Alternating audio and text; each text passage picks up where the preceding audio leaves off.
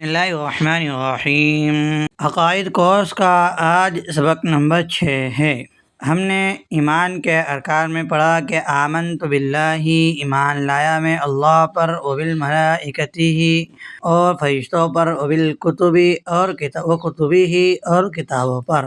تو ایمان بالملائکہ اور ایمان بالکتب یعنی فرشتوں پر ایمان لانا اور کتابوں پر آسمانی کتابوں پر ایمان لانا ایمان کے 6 ارکان میں شامل 2 بنیادی ارکان ہے۔ ہر مسلمان کے لیے ضروری ہے کہ وہ اللہ تعالیٰ کے بھیجے ہوئے فرشتوں اور آسمانی کتابوں پر سچے دل سے ایمان رکھے۔ فرشتے اللہ کے معزز بندے ہیں جو نوری مخلوق ہے، اللہ کے حکم پر عمل کرتے ہیں، نہ وہ نافرمانی کرتے ہیں نہ تھکتے ہیں۔ اسی طرح اللہ تعالیٰ نے اپنی مخلوق کے رہنمائی کے لیے ہر دور میں آسمانی کتابیں نازل فرمائی، جن میں سب سے آخری کتاب قرآن مجید ہے اور جو قیامت تک کے لیے رہنمائی کا کامل ذریعہ ہے۔ اس وقت میں ہم ان دونوں ارکان پر اجمالی مگر پختہ عقیدہ حاصل کریں گے تاکہ ہمارا ایمان مضبوط ہو اور ہم گمراہی سے محفوظ رہے۔ فرشتوں پر ایمان لانا ہر مسلمان کے لیے ضروری ہے۔ قرآن و حدیث اور سابقہ پچھلی آسمانی کتابوں میں فرشتوں کا بار بار ذکر آیا ہے۔ ارشاد باری تعالیٰ ہے، آمن الرسول بما انزل الیہ من ربہ والمؤمنون کل آمن باللہ وملائکتہ وکتبہ ورسلہ۔ یہ رسول یعنی محمد صلی اللہ علیہ وسلم اور ان پر یہ رسول محمد صلی اللہ علیہ وسلم اس چیز پر ایمان لائے جو ان کے رب کی طرف سے ان پر نازل کی گئی، اور سب مسلمان بھی۔ یہ سب اللہ پر، اس کے فرشتوں پر، اس کی کتابوں پر اور اس کے رسولوں پر ایمان لائے ہیں۔ اب بات یہ ہے کہ فرشتوں کا انکار کرنے والا دائرۂ اسلام سے خارج ہو جاتا ہے کہ وَمَن یکفر باللہ وملائکتہ وکتبہ ورسلہ والیوم الآخر فقد ضل ضلالا بعیدا۔ جو شخص اللہ اور اس کے فرشتوں، اس کی کتابوں اور اس کے رسولوں اور قیامت کا دن کا انکار کرے، وہ بہت دور کی گمراہی میں جا پڑا۔ فرشتوں کی صفات کے بارے میں ذکر ہے کہ فرشتے اللہ تعالیٰ کی نوری مخلوق ہے، یہ نور سے بنائے گئے ہیں، انہیں نور سے پیدا کیا گیا۔ وہ نر و مادہ نہیں ہوتے، ان میں توالد و تناسل کا سلسلہ نہیں ہے، یعنی ان میں اولاد کا سلسلہ نہیں ہے۔ لطیف جسم رکھتے ہیں جو عام انسانوں کو نظر نہیں آتے، وہ مختلف شکلوں میں ظاہر ہو سکتے ہیں۔ اللہ تعالیٰ کے حکم پر عمل کرتے ہیں، نافرمانی نہیں کرتے۔ ارشاد باری تعالیٰ ہے، لا يستكبرون عن عبادته ولا يستحسرون يسبحون اللیل والنہار لا يفترون۔ سورہ انبیاء کی آیت نمبر 19 اور 20 ہے کہ وہ اللہ کی عبادت سے سرکشی نہیں کرتے، نہ تھکتے ہیں، رات دن اللہ کی تسبیح کرتے رہتے ہیں، کبھی نہیں تھمتے۔ حضرت عائشہ رضی اللہ عنہما سے روایت ہے کہ فرماتی ہے کہ رسول اللہ صلی اللہ علیہ وسلم نے ارشاد فرمایا، فرشتوں کو نور سے پیدا کیا گیا، جنات کو آگ کے شعلے سے، اور حضرت آدم کو اس مادے سے جس کا تمہیں بتایا گیا ہے، یعنی پانی اور مٹی سے۔ فرشتے گناہوں سے پاک ہوتے ہیں۔ ارشاد باری تعالیٰ ہے، لا یعصون اللہ ما امرہم ویفعلون ما یؤمرون۔ وہ فرشتے اللہ کے حکم کی نافرمانی نہیں کرتے اور جو انہیں حکم دیا جاتا ہے اسے بجا لاتے ہیں۔ فرشتے نفع و نقصان کے مالک نہیں ہیں۔ وَكَم مِّن مَلَكٍ فِي السَّمَاوَاتِ لَا تُغْنِي شَفَاعَتُهُمْ شَيْئًا۔ سورہ نجم کی آیت نمبر 26 ہے۔ اور آسمانوں میں کتنے ہی فرشتے ہیں جن کی سفارش کچھ بھی فائدہ نہیں دیتی۔ اور فرشتوں کی مختلف درجہ بندی ہے، ان کے مختلف درجات ہیں۔ سب سے زیادہ مقرب 4 فرشتے ہیں۔ نمبر 1 حضرت جبرائیل علیہ السلام جو وحی لانے پر مقرر تھے، طاقتور، امانت دار اور بلند مقام والے ہیں، جن کا وصف قرآن مجید کی سورہ تکویر کے اندر ذکر ہے، انہ لقول رسول کریم ذی قوۃ عند ذی العرش مکین مطاع ثم امین۔ یہ قرآن ایک معزز فرشتے کا لایا ہوا ہے جو طاقت والا ہے، عرش والے کے پاس بلند مرتبہ ہے، وہاں اس کا حکم مانا جاتا ہے، وہ امانت دار ہے۔ نمبر 2 حضرت میکائیل علیہ السلام، یہ بارش برسانے، غلہ اگانے، مخلوق کو روزی دینے پر مقرر ہے، جن کا ذکر سورہ بقرہ کی آیت کے اندر ہے، آیت نمبر 98 میں ہے۔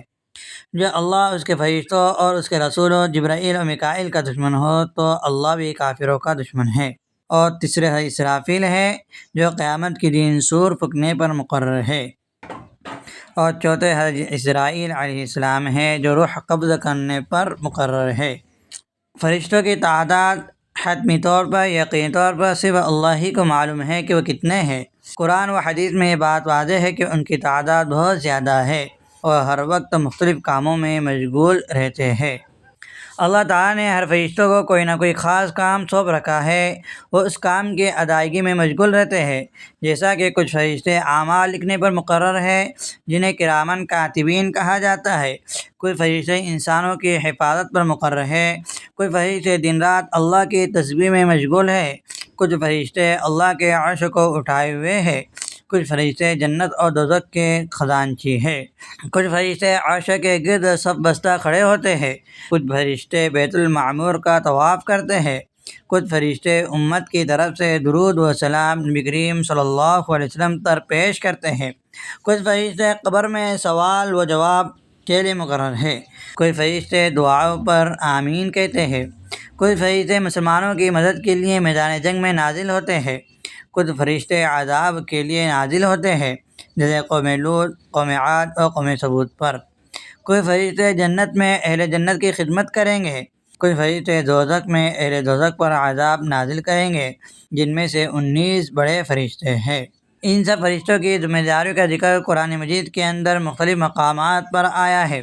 کرامن کاتبین کا ذکر سورہ انفطار کی آیت نمبر 10، 11 و 12 میں آیا، اور اسی طرح عرش کے گرد جو فرشتے ہیں ان کا ذکر سورہ زمر کی آیت نمبر 75 میں آیا، اور مدد والے فرشتوں کا ذکر سورہ آل عمران کی آیت نمبر 125 میں آیا ہے، اور کافروں پر عذاب دینے والے فرشتوں کا ذکر سورہ انفال کی آیت نمبر 50 میں آیا ہے، اور نبی کریم صلی اللہ علیہ وسلم پر درود شریف پڑھنے والے فرشتوں کا ذکر سورہ احزاب کی آیت نمبر 56 میں آیا ہے، اور اسی طرح دوزخ کے سخت مزاج فرشتوں کا ذکر سورہ تحریم کی آیت نمبر 6 میں آیا ہے، اور شب قدر میں نازل ہونے کا ذکر یہ سورہ قدر کی آیت نمبر 4 میں آیا ہے۔ تو یہ ہوا کہ فرشتوں پر ایمان لانا یہ ایمان کا ایک رکن ہے جسے ہم ایمان بالملائکہ کہتے ہیں، اور یہ رکن دوم ہے، دوسرا رکن ہے۔ اور ایمان کے ارکان کا تیسرا رکن ایمان بالکتب یعنی آسمانی کتابوں پر ایمان لانا ہے۔ اب سوال یہ ہوتا ہے کہ آسمانی کتابوں پر ایمان لانا کیوں ضروری ہے؟ اللہ تعالیٰ نے انسانوں کی ہدایت کے لیے بہت سی کتابیں نازل فرمائی ہے، جن کتب کا ذکر دلائل قطعیہ سے ثابت ہے ان پر ایمان لانا فرض ہے، اور انکار کرنے والا دائرۂ اسلام سے خارج ہو جاتا ہے یعنی نکل جاتا ہے۔ سورہ بقرہ کی آیت نمبر 4 ہے کہ وہ لوگ جو ایمان لاتے ہیں اس پر جو آپ پر نازل کیا گیا اور اس پر جو آپ سے پہلے نازل کیا گیا، اور وہ آخرت پر یقین رکھتے ہیں۔ مشہور آسمانی کتابیں 4 ہیں۔ قرآن مجید حضرت محمد صلی اللہ علیہ وسلم پر نازل ہوئی، توریت جسے تورات بھی کہتے ہیں حضرت موسیٰ علیہ السلام پر نازل ہوئی، اور انجیل حضرت عیسیٰ علیہ السلام پر نازل ہوئی، اور زبور حضرت داؤد علیہ السلام پر نازل ہوئی۔ اور ان 4 آسمانی کتابوں کے علاوہ آسمانی صحیفے بھی نازل ہوئے ہیں۔ روایت کے مطابق صحیفوں کی کل تعداد 104 ہے۔ حضرت آدم علیہ السلام پر 10 صحیفے، حشیش علیہ السلام پر 10، اور حضرت ادریس پر 30، اور حضرت ابراہیم علیہ السلام پر 10، اور باقی دیگر انبیاء علیہ السلام پر مختلف نازل ہوئے۔ اب یہ ہے کہ قرآن مجید یہ متداول ہے، اس پر عمل کرنا ضروری ہے۔ تو قرآن مجید کے علاوہ باقی کتابوں کی حالت کیا ہے؟ تو باقی تمام کتابوں میں تحریف ہو چکی ہے، صرف قرآن ہی اپنی اصلی حالت میں محفوظ ہے، باقی ہے۔ کیوں باقی ہے؟ تو اللہ تبارک و تعالیٰ نے سورہ حجر کی آیت نمبر 9 میں فرمایا ہے انا نحن نزلنا الذکر وانا لہ لحافظون، بے شک ہم نے ہی قرآن کو نازل کیا اور ہم ہی اس کے محافظ ہیں۔ اور سورہ فصلت کی آیت نمبر 42 میں ہے کہ قرآن مجید میں نہ آگے سے باطل داخل ہو سکتا ہے نہ پیچھے سے، یہ حکیم و حمید رب کی طرف سے نازل کردہ کتاب ہے۔ قرآن مجید ہی ابھی برحق ہے، اصل ہے، اس کی حقانیت کے دلائل یہ ہے۔ نمبر 1، نبوت کی گواہی کہ نبی کریم صلی اللہ علیہ وسلم کی سچائی، دیانتدار اور امانتداری خود قرآن کے حق ہونے کی دلیل ہے۔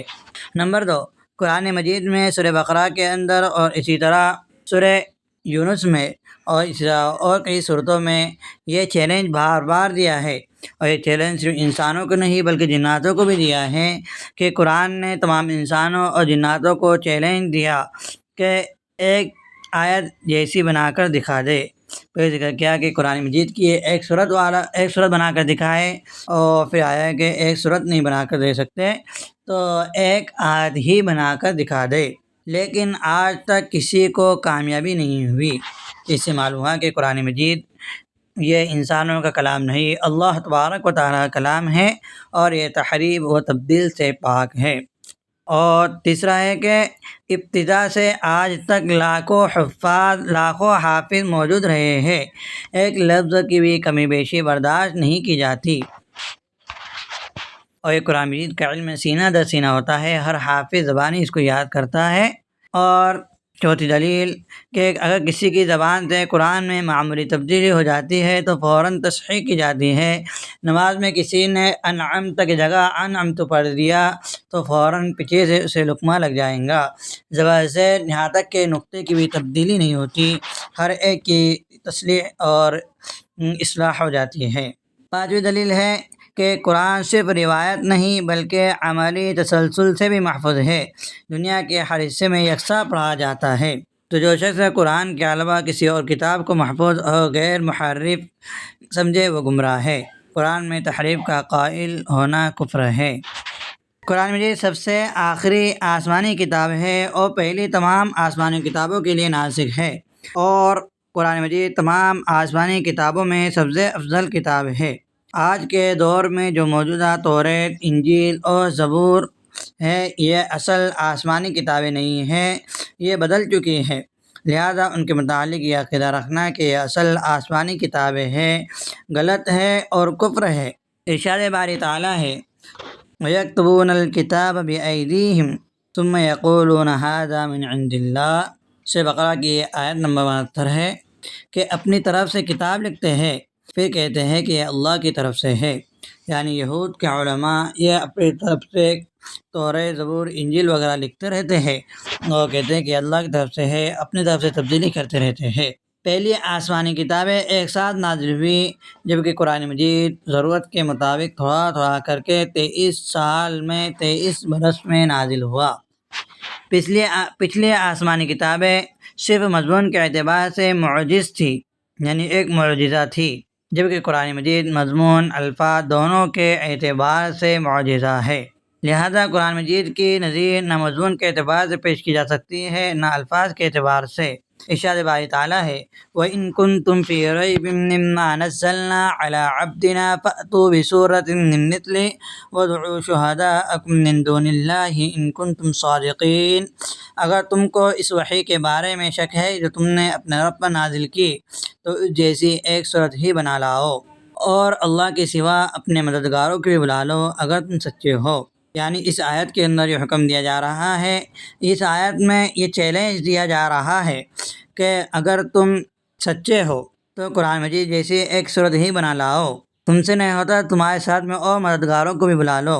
اور سورہ بنی اسرائیل کی آیت نمبر 88 میں ہے قُلْ إِنِ اجْتَمَعَتِ الْإِنسُ وَالْجِنُّ عَلَىٰ أَن يَأْتُوا بِمِثْلِ هَٰذَا الْقُرْآنِ لَا يَأْتُونَ بِمِثْلِهِ وَلَوْ كَانَ بَعْضُهُمْ لِبَعْضٍ ظَهِيرًا۔ کہہ دیجئے اگر تمام انسان اور جنات اس قرآن کی مثل لانے کے لیے جمع ہو جائے تو بھی اس کے مثل نہیں لا سکتے، اگرچہ وہ ایک دوسرے کے مددگار بن جائے۔ اور سورہ بقرہ کے اندر ایک آیت کا ذکر کیا گیا ہے کہ اگر تم چاہو تو ایک آیت بنا کر لاؤ، لیکن انسان نے ابھی تک ایک آیت بھی بنا نہیں پایا۔ پہلی آسمانی کتابوں کا کوئی ایک بھی محافظ موجود نہیں، جبکہ قرآن مجید کے لاکھوں محافظ موجود ہیں اور قیامت تک موجود رہیں گے انشاءاللہ تعالی۔ پہلی آسمانی کتابوں کے احکام یا تو بہت سخت تھے یا بہت نرم، جبکہ قرآن مجید کے احکام انتہائی معتدل ہے اور ہر قوم اور ہر زمانے کے لیے موزوں ہے کہ قیامت تک ان پر عمل کیا جا سکے۔ ارشاد باری تعالیٰ ہے سورہ اعراف کی آیت نمبر 157 میں ہے وَيَضَعُ عَنْهُمْ إِصْرَهُمْ وَالْأَغْلَالَ الَّتِي كَانَتْ عَلَيْهِمْ فَالَّذِينَ آمَنُوا بِهِ وَعَزَّرُوهُ وَنَصَرُوهُ وَاتَّبَعُوا النُّورَ الَّذِي أُنزِلَ مَعَهُ أُولَٰئِكَ هُمُ الْمُفْلِحُونَ۔ اور ان پر سے وہ بوجھ اور توق اتار دیں گا جو ان پر لدے ہوئے ہے۔ چنانچہ جو لوگ اس نبی پر ایمان لائے اور اس کی تعظیم کی، اس کی مدد کریں گے اور اس کے ساتھ جو نور نازل کیا گیا اس کے پیچھے چلیں گے، تو وہی لوگ فلاح پانے والے ہوں گے، کامیابی حاصل کرنے والے ہوں گے۔ تو پہلی آسمانی کتابیں ایک مقررہ زمانے تک کے لیے نازل ہوئی اور قرآن مجید قیامت تک کے لیے نازل ہوا ہے، لہذا وہ کتابیں باقی نہ رہی اور قرآن مجید قیامت تک باقی رہیں گا۔ پہلی آسمانی کتابوں کی حفاظت کا ذمہ پہلی آسمانی کتابوں کی حفاظت کا ذمہ اللہ تعالیٰ نے نہیں لیا تھا، جبکہ قرآن مجید کی حفاظت کا ذمہ اللہ نے خود لیا ہے، اس لیے وہ کتابیں ختم ہو گئی اور قرآن مجید باقی ہے اور باقی رہیں گا۔ قرآن مجید کے الفاظ کے ساتھ ساتھ معنی اور تفسیر بھی، مفہوم بھی محفوظ ہے۔ اللہ تعالیٰ نے صرف قرآن مجید کے الفاظ کی حفاظت کا ہی ذمہ نہیں لیا، بلکہ اس کے معنی اور تفسیر کی حفاظت کا ذمہ بھی لیا ہے، لہذا قرآن کریم اپنے الفاظ و معنی کے ساتھ باقی رہیں گا، کہ قرآن مجید نے فرمایا اِنَّا نَحْنُ نَزَّلْنَا الذِّكْرَ وَإِنَّا لَهُ لَحَافِظُونَ وَإِنَّا لِلْقُرْآنِ لَحَافِظُونَ۔ تفسیر قرطبی میں وَإِنَّا لِلْقُرْآنِ لَحَافِظُونَ مِنْ أَنْ يُزَادَ فِيهِ بَاطِلٌ وَمَا لَيْسَ مِنْهُ أَوْ يُنْقَصُ مِنْهُ وَمَا هُوَ مِنْهُ مِنْ أَحْكَامِهِ وَحُدُودِهِ وَفَرَائِضِهِ، کہ بے شک ہم نے ذکر یعنی قرآن مجید کو نازل کیا اور ہم اس کی حفاظت کرنے والے ہیں۔ تو علامہ قرطبی فرماتے ہیں اس کی مراد یہ ہے کہ ہم قرآن کی اس بات سے حفاظت کرنے والے ہیں کہ اس میں کوئی ایسی باطل چیز داخل کر دی جائے جو اس میں سے نہیں ہے، یا اس کے حکام، حدود اور فرائض میں سے کچھ کم کر دیا جائے۔ قرآن مجید کے مختلف نام ہیں: قرآن مجید، قرآن حکیم، قرآن کریم، قرآن مبین، قرآن عربی اور فرقان حمید، برہان، نور مبین، شفا، رحمت، ہدایت، تذکرہ وغیرہ وغیرہ۔ اور طبیان میں قرآن مجید کے 25 نام ذکر کیے گئے ہیں۔ قرآن مجید عربی میں نازل ہوا ہے اور الفاظ و معنی دونوں کا مجموعہ ہے، لہذا غیر عربی زبان میں اس کی تلاوت کرنا، نماز میں پڑھنا یا بغیر عربی متن کے کسی اور زبان میں اس کا ترجمہ لکھنا ناجائز ہے۔ پھر سمجھے، قرآن مجید یہ عربی میں نازل ہوا ہے اور الفاظ و معنی دونوں کا مجموعہ قرآن ہے، لہذا غیر عربی زبان میں اس کی تلاوت کرنا، یعنی نماز میں اور لوگوں کے مجمع میں عربی زبان کے علاوہ اس کے معنی اور مفاہیم کو تلاوت کرنا، اور نماز میں عربی زبان کے علاوہ اردو، فارسی وغیرہ میں قرآن مجید کے الفاظ کا ترجمہ پڑھنا، یا بغیر عربی متن کے کسی اور زبان میں اس کو صرف لکھ دینا کہ قرآن مجید ہے، یہ ناجائز ہے۔ اگر ترجمہ کرنے کی ضرورت ہے تو قرآن مجید کو عربی بات کو ساتھ لکھ کر کیا جائے کہ اصل اور ترجمے میں، ٹرانسلیشن میں فرق رہے۔ شرح فقہ الاکبر کے اندر ہے وقیل لو قرأ بغیر العربیۃ فإما ان یکون مجنونا فقید او زندیقا فیقتل لأن اللہ تعالی تکلم بهذه اللغة، کہ اگر کسی نے غیر عربی زبان میں قرآن پڑھا تو اگر وہ مجنون ہے تو اسے قابو میں کیا جائے، اسے قید کر دیا جائے، اور اگر زندیق ہے تو قتل کر دیا جائے، اس لیے کہ اللہ تعالیٰ نے اس زبان یعنی عربی میں اس قرآن کو نازل فرمایا ہے۔ قرآن مجید یہ اللہ کا کلام ہے اور اس کی صفت ہے، لہذا اللہ تعالیٰ کی دیگر صفات کی طرح یہ بھی قدیم ہے، غیر حادث ہے اور غیر مخلوق ہے۔ اور امام اعظم رحمۃ اللہ علیہ نے اپنی کتاب الوصیہ میں فرمایا، ہم اس بات کا اقرار کرتے ہیں کہ قرآن اللہ تعالیٰ کا کلام ہے، اس کی وحی، اس کی نازل کردہ اور اس کی صفت ہے، نہ وہ خود اللہ ہے نہ اس کا غیر، بلکہ اللہ کی صفت ہے۔ مصاحف میں لکھا ہوا، زبانوں سے پڑھا جاتا، سینوں میں محفوظ ہے، ان میں حلول کے بغیر۔ اللہ تعالیٰ کا کلام غیر مخلوق ہے، لہذا جو شخص کہے کہ اللہ کا کلام مخلوق ہے وہ اللہ عظیم کا کافر ہے۔ قرآن مجید کی موجودہ ترتیب اگرچہ نزول کے اعتبار سے نہیں ہے، لیکن یہ ترتیب حضور صلی اللہ علیہ وسلم کے فرمان اور حکم کے مطابق ہے۔ قرآن مجید زمانے نزول سے لے کر اب تک بطریق تواتر منقول ہے اور قیامت تک اسی طرح منتقل ہو کر رہیں گا، یہ اس کی حقانیت کی بڑی دلیل ہے۔ قرآن مجید نبی کریم صلی اللہ علیہ وسلم کا سب سے عظیم الشان اور دائمی معجزہ ہے اور دین اسلام کی صداقت کا سب سے بڑا ثبوت ہے۔ الحمدللہ، ہم نے اس سبق میں اللہ تعالیٰ کے فرشتوں اور اس کی نازل کردہ آسمانی کتابوں پر ایمان کے بنیادی عقائد کو تفصیل سے سمجھا۔ یہ ہمیں یقین رکھنا لازم ہے کہ فرشتے اللہ تعالیٰ کی مخلوق ہے جو ہر وقت اللہ کے حکم کی تعمیل کرتے ہیں، ہر وقت بندوں کے اعمال کی نگرانی کرتے ہیں۔ آسمانی کتابیں اللہ کی طرف سے ہدایت کا ذریعہ ہے، جن کا نچوڑ اور آخری کامل ترین کتاب قرآن مجید ہے۔ آسمانی کتابیں اللہ تعالیٰ کی طرف سے ہدایت کا ذریعہ ہے، جن کا نچوڑ اور آخری کامل ترین کتاب قرآن کریم ہے۔ ایمان بالملائکہ ہمیں تقوی، عاجزی اور فرائض کی حفاظت اور نیکی میں جلدی کی ترغیب دیتا ہے، کیونکہ یہ ہمیں یقین ہوتا ہے کہ ہمارے ہر عمل کو فرشتے لکھ رہے ہیں۔ اور ایمان بالکتب یعنی کتابوں پر ایمان لانا قرآن سے جڑنے، اس کے حکام کو سمجھنے، عمل کرنے اور دنیا تک پہنچانے کا جذبہ ہے۔ ہمیں سبق سے یہ چند سبق ملے کہ اللہ تعالیٰ کی ہر مخلوق کی اپنی ذمہ داریاں ہیں، خاص طور پر فرشتوں کی، اور قرآن مجید آخری مکمل، محفوظ اور قیامت تک کے لیے قابل عمل کتاب ہے۔ اللہ تعالیٰ کے نبیوں پر نازل کردہ تمام پچھلی کتابیں وقتی تھیں، اب ان کی جگہ قرآن مجید نے لے لی ہے۔ قرآن کو صرف پڑھنا ہی کافی نہیں، بلکہ سمجھ کر عمل کرنا، دوسروں تک پہنچانا بھی ایمان کا تقاضا ہے۔ آئیے ہم پختہ ارادہ کریں کہ ہم قرآن کے ساتھ روزانہ تعلق جوڑیں گے۔ ہم قرآن کو محض تلاوت نہیں بلکہ سمجھ کر پڑھیں گے۔ ہم قرآن و حدیث کی روشنی میں اپنی زندگی کو بدلنے کی کوشش کریں گے۔ ہم اپنے بچوں، اہل خانہ اور دوستوں کو بھی قرآن کی عظمت اور فرشتوں پر ایمان کی اہمیت سمجھائیں گے۔ اللہ تعالیٰ ہمیں سچے دل سے فرشتوں، اس کی تمام کتابوں پر ایمان لانے، ان کا ادب و احترام کرنے اور قرآن سے زندگی بھر جڑنے کی توفیق عطا فرمائے، آمین یا رب العالمین۔ ریکارڈنگ کا وقت زیادہ ہو جا رہا ہے، اس لیے مختصر طور پر اہم مباحث کو بیان کیا گیا ہے۔ انشاءاللہ تعالی ہم قرآن کی فضیلت، قرآن کے احکام کے متعلق ایک مستقل کورس کریں گے۔ آئندہ کل ہمارا سبق ایمان بالرسل یعنی ارکان ایمان کا چوتھا رکن، رسولوں پر، انبیاء اکرام پر ایمان لانا، اس کے متعلق پڑھیں گے۔